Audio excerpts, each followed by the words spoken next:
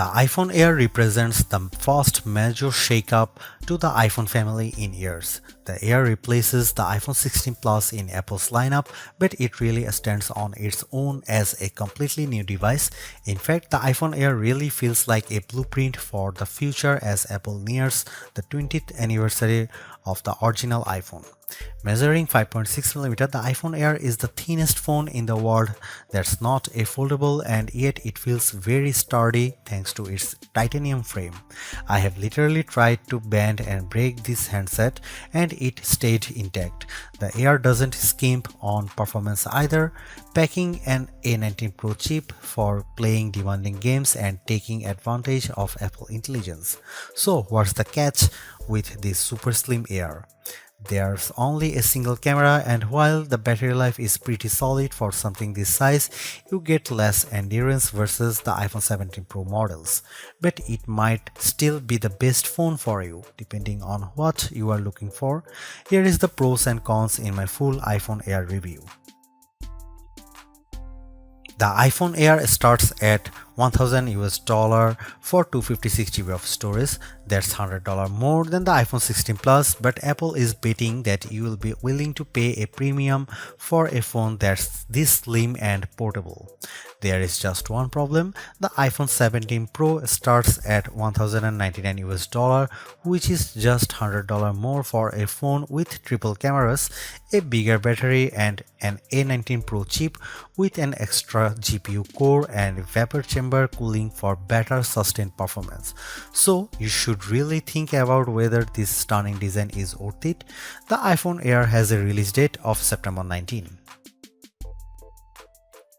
The iPhone Air is so thin and light that you are worried for its safety when you see it from across the room, but you will feel reassured when you put it in your hands. Measuring just 5.64mm thin, the iPhone Air edges out the Samsung Galaxy S25 Edge for the thinnest phone we have tested. The Air is so thin, in fact, that you might forget it's in your front pocket. Well, the whole device isn't this thin. The plateau or camera bump runs across the top of the device and jutes out. At least it doesn't wobble on a table when you press down. Apple purposely crammed all the major components into this area to make room for a larger battery down below. The iPhone Air comes in sky blue, cloud white, light gold, and black. Frankly, the black color makes the design look cheap and not as thin. I preferred the sky blue model I tested, which does a better job of showing off the Air's thin profile. Some have complained that the titanium frame is too shiny, but I don't agree. If you are worried about the durability for a phone this thin, I think you can rest easy.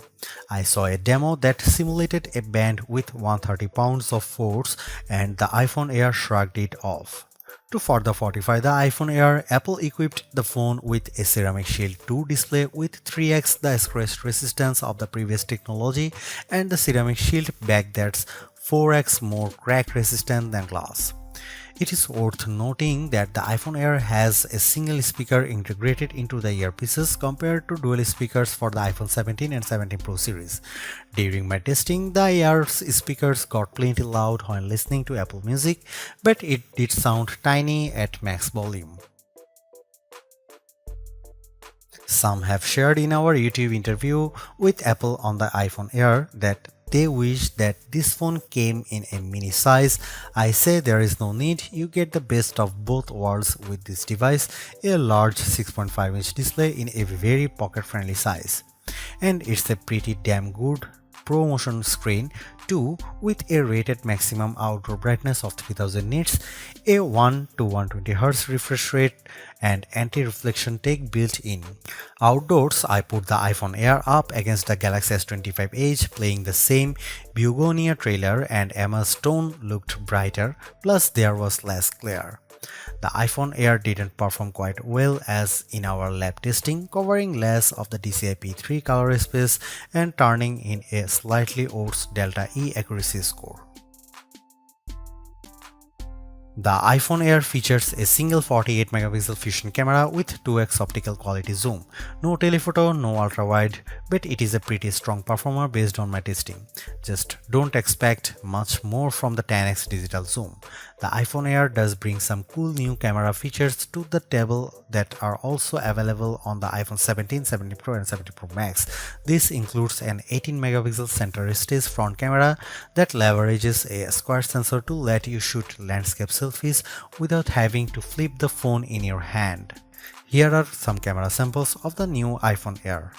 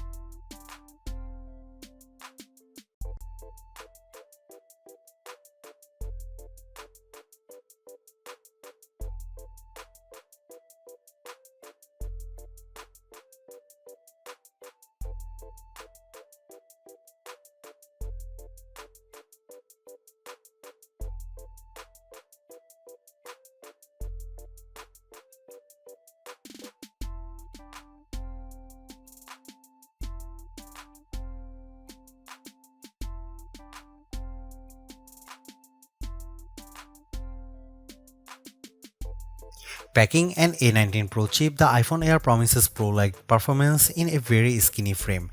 And I say Pro-like because you are limited to 5 GPU cores compared to 6 for the iPhone 17 Pro and Pro Max. I enjoyed smooth performance when playing Destiny Rising, double jumping and using my grenade launcher on multiple enemies while enjoying crisp graphics. I only noticed a drop frame here and there versus the iPhone 17 Pro Max.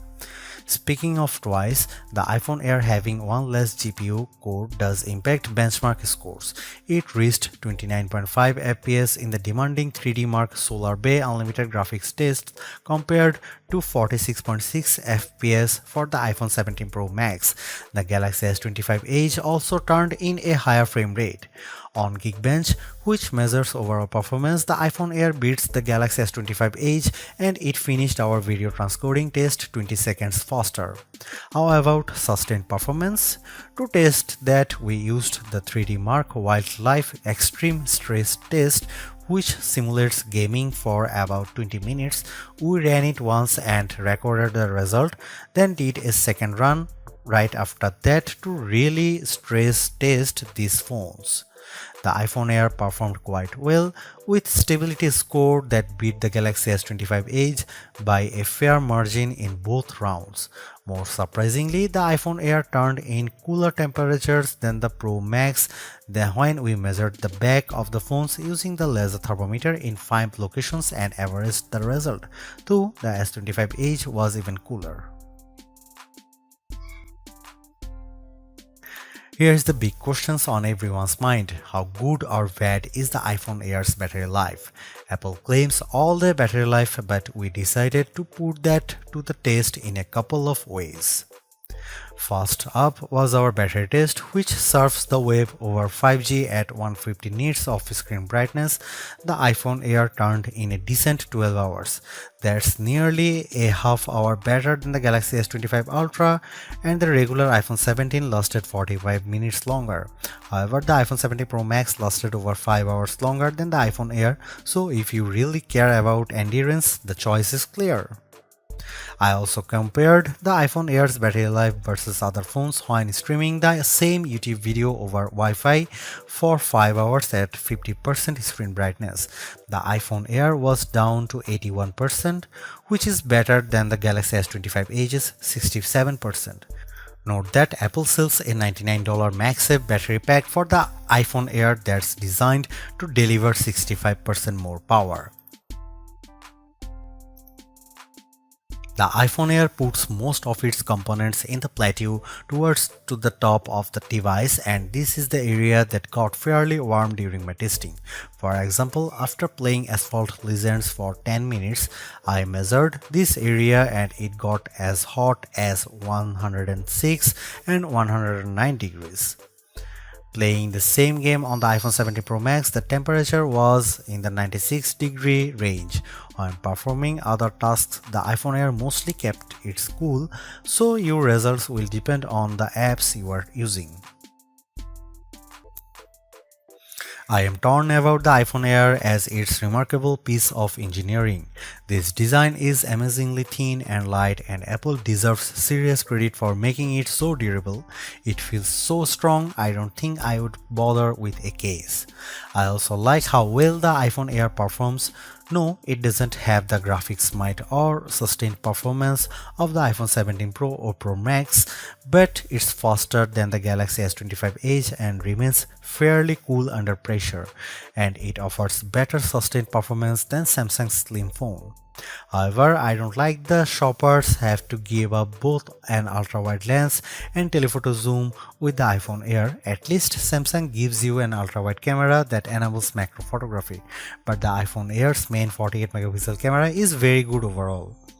Apple left some other features on the cutting room floor as well, as such as fast charging and cinematic mode for video, so sometimes the Air feels more like an iPhone Lite.